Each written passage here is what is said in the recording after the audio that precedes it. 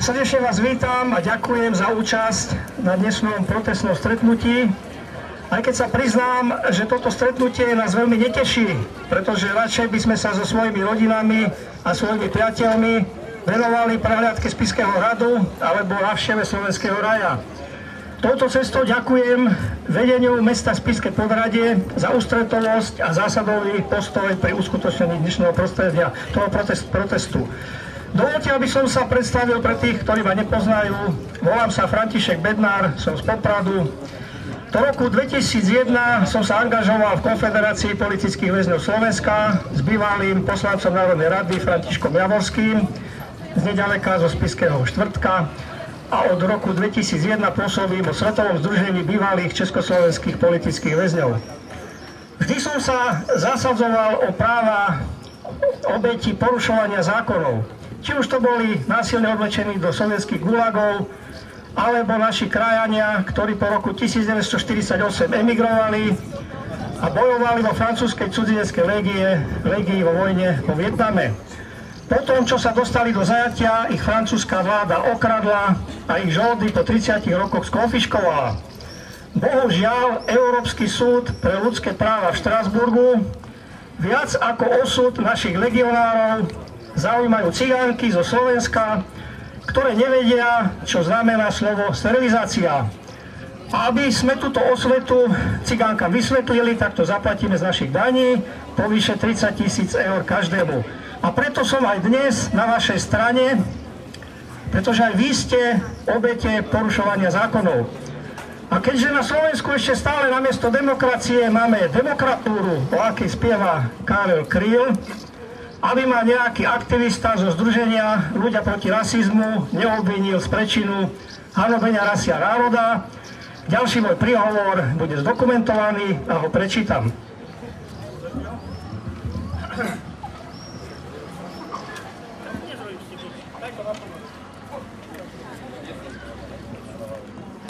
Dnešná protestná akcia je vynútenou reakciou na nedávno publikované bezprecedentné konanie kriminálnych živlov z radov cigánskeho etnika žijúceho na Slovensku v Spišskom Podhradí, ktoré čoraz viac začína pripomínať linčovanie a pogromy z čias divokého západu. Koncom mája, ako viete, v Spišskom Podhradí cigánsky gang bezdôvodne napádal zákazníkov miestnych barov a podobne motivovaný útok sa odohral aj 11. júna 2012 v Spišskej Belej. A podobných prípadov by bolo určite oveľa viac. Zámerom protestu je upozorniť na stupňujúcu sa agresivitu cigánskeho etnika voči majoritnému obyvateľstvu, čím je porušované základné právo zaručené medzinárodným dohovorom, ako aj základnou listinou ľudských práv a slobôd, a to právo každého na ochranu života, zdravia a majetku. Preto je právo postaviť sa na odpor proti každému, kto tieto práva upiera, plne legitímne a v súlade s deklaráciou ľudských práv a slobôd Organizácie Spojených národov z roku 1948, ako aj ústavou Slovenskej republiky. Dlhodobo neriešená situácia nárastu násilnej trestnej činnosti už doslova ohrozuje životy a bezpečnosť občanov zo strany skupín neprispôsobivých asociálov.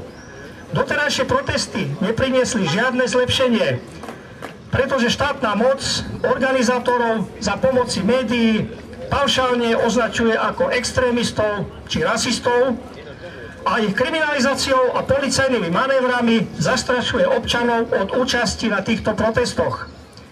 Ako však povedal neboli svätý otec Ján Pavol II pri návšteve Slovenska v roku 1995, nebojte sa. A ja k tomu dodávam, nesmiete sa báť, pretože je vašim právom a povinnosťou voči vašim deťom, ktoré v tomto štáte budú musieť žiť, chrániť vaše životy, vaše zdravie, váš majetok a vaše vlastnícke práva, ktoré sú podľa medzinárodných dohovorov nedotknuteľné. Žiadny asociál či neprispôsobivý barbar nemá morálne právo ohrozovať vás, vaše deti a váš majetok. Bez ohľadu na to, či ho podporujú rôzne štedro finančne podporované mimovládky a občianske združenia, ktoré si z tzv. Rómskeho problému urobili zárobkový podnik. Bohužiaľ, po prevrate v novembri 1989 sa mnohí občania stali obeťami nomenklatúrneho kapitalizmu, ktorý je v sociálnej oblasti oveľa horší ako bývalý režim, ktorý prinútil pracovať aj cigánov. Ako by vám potvrdili bývalí pracovníci Ústavu pre výkon väzby v Košiciach, problém s cigánskou kriminalitou sa začal stupňovať už v 80. rokoch. Podľa vtedajších štatistík cigáni sa podielali už vtedy na prevažnej väčšine lúpežných prepadnutí v Košickom kraji. Aby sme sa zapáčili Európskej únii, problém prestane existovať tým v naivnej viere, že cigánov premenujeme na Rómov a štatistiky sme jednoducho zrušili. Pre vašu informáciu, v USA štatistiku kriminality podľa etika nikto neoznačuje za prejav rasizmu. Musíme si uvedomiť, že korene tzv. Rómskeho problému sú v prvom rade v rozkradnutej ekonomike, kedy štát už nie je schopný zabezpečiť prácu ani mladým ľuďom, ktorí po skončení štúdia musia robiť opatrovateľov v zahraničí a s nadobudnutým vzdelaním robia nekvalifikovanú prácu. Ako v tejto situácii majú získať prácu cigáni v drvivej miere bez odborného vzdelania, ktorí si to kompenzujú v zneužívaní sociálneho systému, páchaní trestnej činnosti a o prácu už väčšinou stratili záujem. Lenže my musíme pracovať a chceme prežiť a navyše zo svojich daní musíme živiť a ich čoraz viac sa množiacu komunitu. Na rozdiel od nich, my ich však nenapadáme, neokrádame a neznasilňujeme ich ženy, tak ako to dnes čoraz častejšie robia oni. Tisíce slovenských bezdomovcov, kde je len veľmi málo Rómov, sú rovnako obeťou súčasného systému, ale oni neútočia na ostatných občanov a v tom je zásadný rozdiel. Pýtam sa, kto je na Slovensku teda skutočný rasista? O tom už naše nesvoprávne médiá nehovoria. Slováci nie sú o nič väčší rasisti ako Američania. Bol som v USA, videl som v Chicagu bývalú výstavnú štvrť Cicero, z ktorej za 30 rokov černosi urobili megaluník podobný tomu košickému. A čo robia Američania, ktorí nie sú rasisti? Ako náhle sa má do ich štvrti prisťahovať Hispánec alebo Černoch, cena ich domu klesne o polovicu. Hystericky preto predávajú svoje domy a sťahujú sa ďaleko do oblastí, z ktorých musia niekoľko hodín denne cestovať v zápchách do práce. Ale čo máme robiť my v malom Slovensku, kde sa nemáme kam odsťahovať a kde inde sotva zoženieme prácu, ak si chceme chrániť svoj majetok podobne ako Američania? Na to nám už prorómske mimovládky a všakovaké spolky ako ľudia proti rasizmu odpovedať nevedia. Nedávno dokonca kritizovali ministra školstva Dušana Čaploviča za to, že chce vytrhnúť cigánske deti z ich prirodzeného prostredia do internátnych škôl. Títo pseudoodborníci za prirodzené prostredie zrejme považujú špinu, výkaly, potkany, sexuálne zneužívanie maloletých, alkoholizmus, fetovanie či incest medzi príbuznými. Najnovšie už nás tí, ktorých musíme živiť zo svojich daní, začínajú napádať a mlátiť s pokrikmi, že nastala nová éra holubovcov, ako sa to stalo koncom mája v Spiskom podhradí. Ako sa teda máme brániť, aby nás mediálne prostitútky neoznačili za extrémistov a aby nás potom nevyhadzovali z práce? Odpoveď je jednoduchá. Aby náš protest mal aj nejaký zmysel, predkladáme vám riešenie. Založte si aj vy konečne občianske združenie na ochranu práv občanov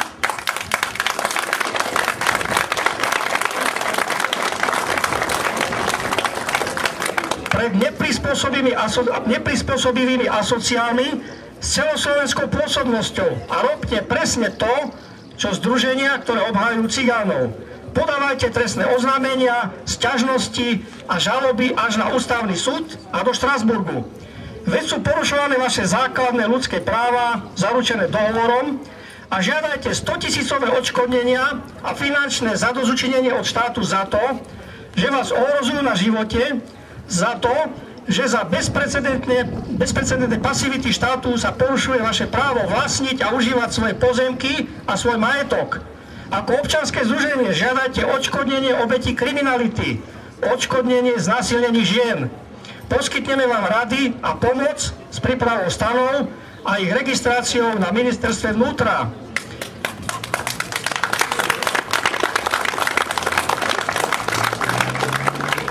Ostáva už len na vás, aby ste si zvolili zástupcov z každého ohrozeného regiónu. Pán Dobrovodský z Malaciek, ktorého tu srdečne vítam, určite bude veľmi vhodným kandidátom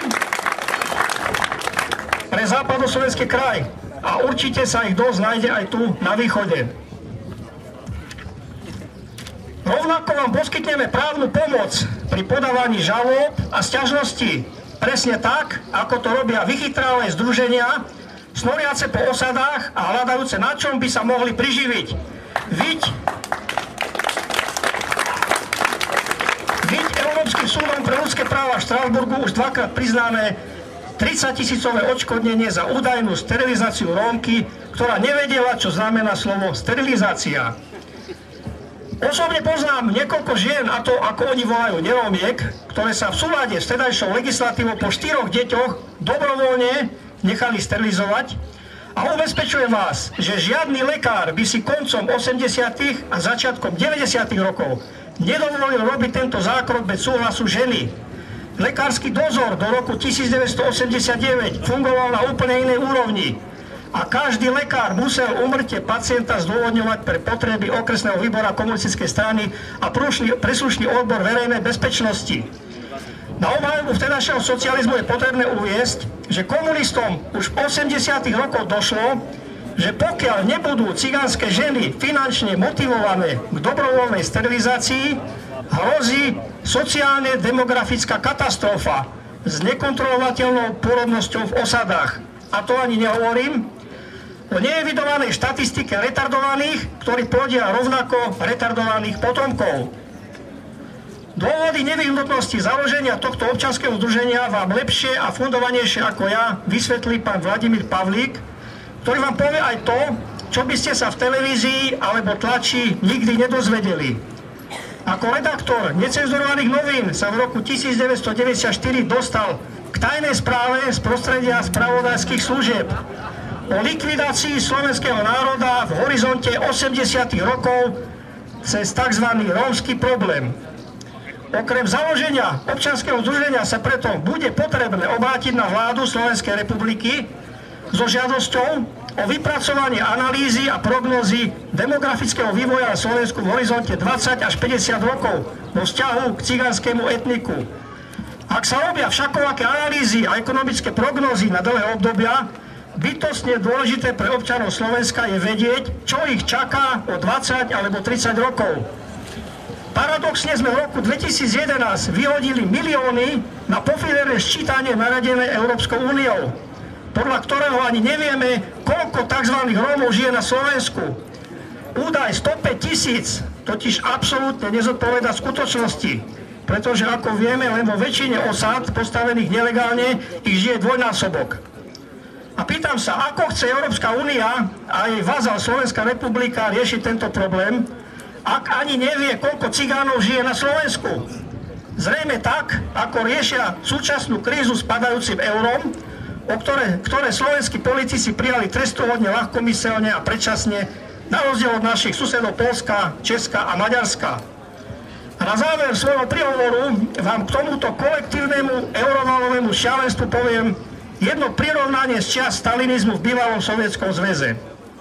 Západní experti sa pýtali Stalina, aby im vysvetlil, ako je možné, že hoci poslal milióny do gulagov a na popraviská, ľudia sa k nemu tak primkli a nevedia bez neho existovať. Stalin ich zobral na dvor, kde po dvore behali voľne sliepky. Všetky dal ošklbať, takže na nich neostalo ani jedno pierko a keďže vonka bola už zima, sliepky sa triasli od zimy a tlačili sa k jeho nohám, aby sa troška ohoriali. Zdá sa, že takto dopadne aj Slovensko, ktoré najprv poriadne ošklbú a potom nám už nič neostane, len primknúť sa k Spojeným štátom európskym.